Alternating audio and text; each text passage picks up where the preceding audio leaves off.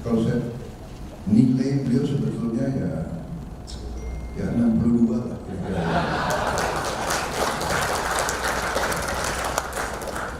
Kalau dikasih pakaian goreng masih bisa mimpin operasi.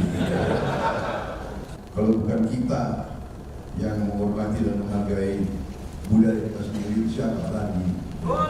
Tidak ada orang lain yang akan menghormati kita kalau kita sendiri tidak menghormati. Kita ini Indonesia, jadi kita harus punya aksara sendiri. Nah, itulah sekarang kita harus bersama-sama untuk mengatasi kekurangan tersebut, memperbaikinya dan mencapai cita-cita yang kita inginkan. Jadi rakyat kita sebetulnya ingin pemimpin-pemimpinnya rukun. Rakyat kita ingin pemimpin-pemimpin kita bekerja sama. Saya kira itu yang saya rasakan. Seluruh unsur yang bisa diajak berkawan harus diajak berkawan. Ya. Dan harus hati-hati, jangan kita bikin musuh bermasalah. Saya tidak ada masalah, saya tetap pada sikap saya bahwa kita harus selalu mencari kebaikan, bukan cari perpecahan. Halo, kembali lagi bareng sama aku di sini. Nah, kali ini kita punya informasi yang agak adem nih ya. Kita agak melipir dari panasnya perpolitikan hari ini, teman-teman. Jadi kali ini kita mau mengikuti kegiatannya dari Pak Prabowo yang menghadiri acara peresmian replika Keraton Majapahit. Jadi keraton ini tuh dibangun oleh mantan Kepala BIN, Jenderal TNI Pur AM Hendro Priyono. Yuk langsung aja kita tonton gimana sih keseruannya Pak Prabowo di acara peresmian keraton tersebut.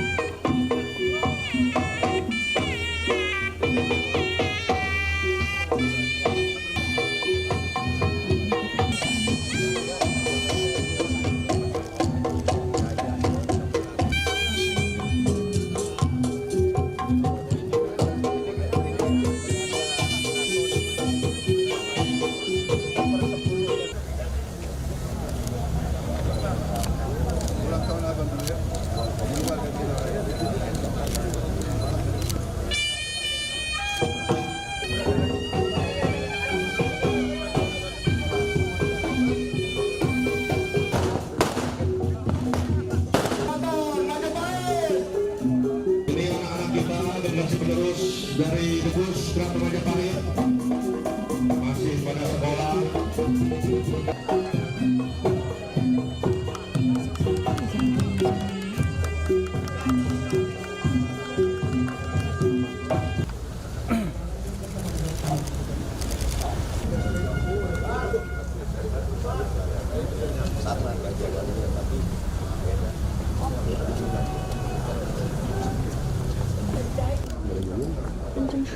Di Balai Kesehatan.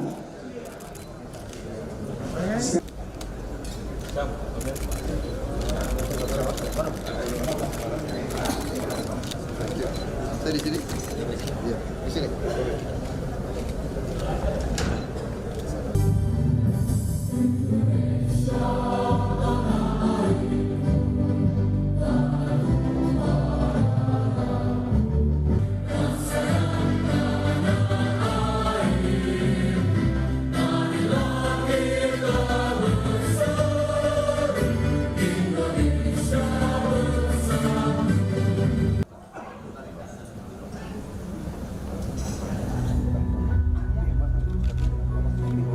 Tahun 1293 instruksikan armada kapal, pasukan kavaleri.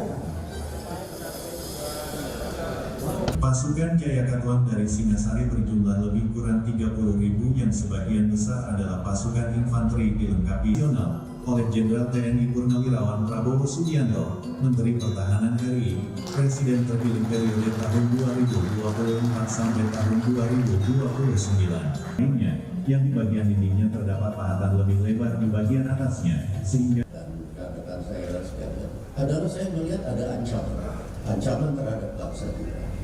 Pada tahun 2018 itu ada kebijakan dari wali kota Bau-Bau bahwa seluruh murid SMP, sekolah dasar, SMP, SMA harus mampu menulis huruf Korea dan berbahasa Korea. Tiap tahun orang-orang yang pintar 10 besar dikirim ke Seoul sejak 2018 ke Seoul. Dan sekarang kalau mungkin Bapak atau jajaran Kemhan jalan ke sana, saya persilakan melihat buktinya karena saya sudah melihat dan anak-anak begitu antusias. Ini bentuk penjajahan baru. Jadi penjajahan tidak lagi militer, ekonomi, tapi kebudayaan juga bisa. Dan kita nanti mungkin 200 tahun lagi tidak ada lagi Indonesia, bisa Korea. Karena negara yang maju itu Cina punya huruf tadi, Korea punya aksara, semua punya aksara. Waktu saya cetuskan ini di forum Dewan Guru Besar, ada salah satu provinsi yang bilang bahwa dia sudah memberlakukan Arab Gundul. Saya bilang, Prof, Arab Gundul itu Arab, bukan kamu. Kita ini Indonesia, jadi kita harus punya aksara sendiri. Kalau kita sekarang susah belajar karena udah tua. Nah, tadi kita lihat Pak Prabowo juga sempat diajak keliling ke replika Keraton Majapahit Jakarta. Tadi sempat di-spill juga ya dikit-dikit tapi belum semuanya ya. Ya dikit-dikit dulu aja kali ya. Tadi terlihat juga keramah tamahan dari keluarganya Pak Indro Priyono, terus gimana ademnya interaksi antara Pak Prabowo dengan Pak Indro Priyono. Tadi juga sempat Pak Indro Priyono memberikan sedikit pidato. Nah, karena tadi kita sudah mendengarkan pidatonya dari Pak Indro Priyono, setelah ini kita akan mendengarkan dari Pak Prabowo Subianto. Yuk langsung aja kita dengarkan pidatonya dari Pak Prabowo Subianto. Seluruh hadirin yang saya hormati, pertama-tama tentunya terima kasih atas kehormatan yang diberikan kepada saya hari ini untuk hadir di sini di tempat yang bersejarah ini, Keraton Majapahit Jakarta, sebuah inisiatif gagasan yang luar biasa dari Pak Hendro Priyono. Juga tentunya karena ini juga kalau tidak salah adalah ulang tahun Pak Hendro. Kalau saya bisa lihat dari segi penampilan fisik, sepertinya Pak Hendro masih lama.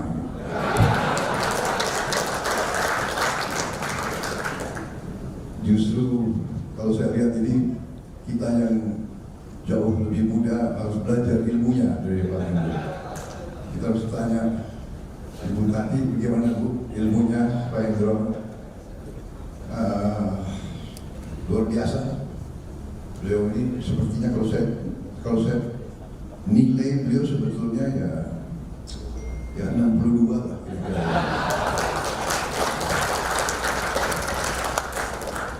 Kalau dikasih pakaian goreng masih bisa mimpin operasi. Tadi biasa kalau beliau selalu merendah. Saudara, ini sangat baik, luar biasa, membanggakan. Ya memang kalau bukan kita yang menghormati dan menghargai budaya kita sendiri, siapa lagi? Tidak ada orang lain yang akan menghormati kita kalau kita sendiri tidak menghormati. Memang ada suatu fenomena memang dalam zaman sekarang dengan arus informasi yang begitu hebat, anak-anak muda kita sangat terpengaruh oleh budaya-budaya asing. Dan inilah sekarang cara-cara kita untuk selalu melestarikan dan menghormati budaya kita. Jadi saya sangat kagum, saya ucapkan selamat luar biasa, dan mungkin bisa sering-sering dibikin acara di sini, begitu. Dan, jadi saya kira saya tidak akan panjang lebar ya bicara, karena saya selalu katakan jangan kasih mic pada politisi, ya. Dia akan manfaatkan untuk mempengaruhi. Syukur bahwa pemilu sudah selesai, ya kan? Jadi saya tidak perlu minta dukungan saudara-saudara. Ya. Tadi saya terima kasih, sebetulnya saya lihat dukungan banyak sekali untuk saya. Terima kasih. Saya terima ini sebagai suatu amanah, suatu penugasan. Apa yang mendorong kita dari kecil sama. Kita digembleng oleh senior-senior kita, dan kita generasi yang saya katakan kemarin beruntung karena kita pernah berhubungan, kita pernah berurusan, kita dididik oleh generasi pembebas, the founding fathers of this country. Kita pernah mengalami, kita pernah diberi nasihat oleh pendiri-pendiri bangsa kita. Mereka mendidik kita, mereka mendidik kita, dan generasi itu generasi yang berani, generasi yang percaya diri, generasi yang berprestasi luar biasa, generasi yang berhasil merebut kemerdekaan, berhasil membuat suatu negara, dan membuka jalan untuk kita semua. Saya kira ini pengalaman yang sangat baik bagi kita, yang kita pernah merasakan sentuhan mereka, dan sekarang kitalah yang ingin mewarisi kepada generasi di bawah kita nilai-nilai cinta tanah air, nilai-nilai percaya diri. Kita merasakan sebetulnya kekurangan-kekurangan yang masih kita alami. Nah, itulah sekarang kita harus bersama-sama untuk mengatasi kekurangan tersebut, memperbaikinya, dan mencapai cita-cita yang kita inginkan. Saya kira itu yang ingin saya sampaikan. Pengalaman yang saya alami sendiri, justru saya bisa bersatu dengan Pak Joko Widodo, ya kan? yang sebenarnya pernah saya 10 tahun saya berseberangan, 10 tahun berkompetisi, 10 tahun saya bisa dikatakan menjadi lawan politik beliau. Tetapi di dalam 10 tahun itu tidak terbetik rasa kebencian, rasa sakit hati. Tidak, saya bukan mengada-ada, memang tidak. Sehingga pada saat 2019 beliau mengajak saya tidak pakai waktu lama-lama, mungkin setengah jam. Akhirnya saya putuskan, ya, saya akan bergabung. Dan justru waktu saya bergabung itulah yang sebenarnya diharapkan oleh rakyat kita. Jadi rakyat kita sebetulnya ingin pemimpin-pemimpinnya rukun. Rakyat kita ingin pemimpin-pemimpin kita bekerja sama. Saya kira itu yang saya rasakan. Jadi saya terus berusaha untuk merasakan itu. Walaupun saya sering dikritisi, bahkan diejek, ya. Saya tahu itu, tapi saya tidak bermasalah. Saya tidak ada masalah. Saya tetap pada sikap saya bahwa kita harus selalu mencari kebaikan, bukan cari perpecahan. Filosofi yang saya pegang teguh, yang saya belajar terlambat dalam hidup saya. Saya belajar filosofi yang sederhana ini terlambat. Saya sudah lengser waktu itu. Filosofi itu suatu kalimat yang sangat sederhana. Berasal dari filosofi mungkin Tiongkok kuno. 1000 kawan terlalu sedikit, 1 lawan terlalu banyak. Ini sederhana, tapi mengandung suatu pengertian yang sangat mendalam. Kita bikin kawan itu susah, bikin lawan sangat gampang. Dengan saya mengambil filosofi itu, akhirnya saya bisa memimpin dengan baik. Saya bangun partai dan saya bisa bersatu dengan Pak Jokowi. Dengan filosofi itu, akhirnya saya bisa diterima oleh rakyat Indonesia. Dan saya berketetapan bahwa saya ingin menggunakan filosofi itu seterusnya, bahwa saya ingin merangkul sebanyak mungkin seluruh unsur yang bisa diajak berkawan, harus diajak berkawan. Ya. Dan harus hati-hati, jangan kita bikin musuh, karena bikin musuh itu sangat gampang, bikin orang sakit hati sangat gampang. Saya kira ini, seandainya saya dari muda belajar filosofi ini, mungkin sejarah saya agak beda. Jadi itu yang ingin saya sampaikan. Sekali lagi terima kasih amat Pak Hendro, dan terima kasih atas undangan ini. Saya sangat kagum, ini sangat benar sekali, budaya harus kita jaga, bahasa kita harus kita pertahankan, budaya kita harus kita pertahankan. Terima kasih atas kesempatan yang diberikan pada saya. Rasanya saya ingin bicara 2 jam lagi, tapi saya kira banyak sudah lapar, Pak.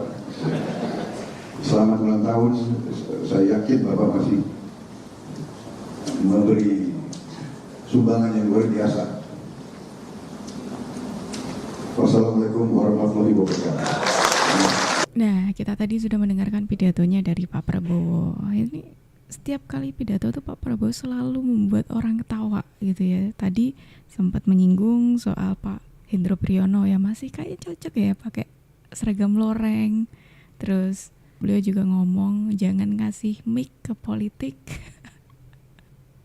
Ke politikus jangan ngasih mic.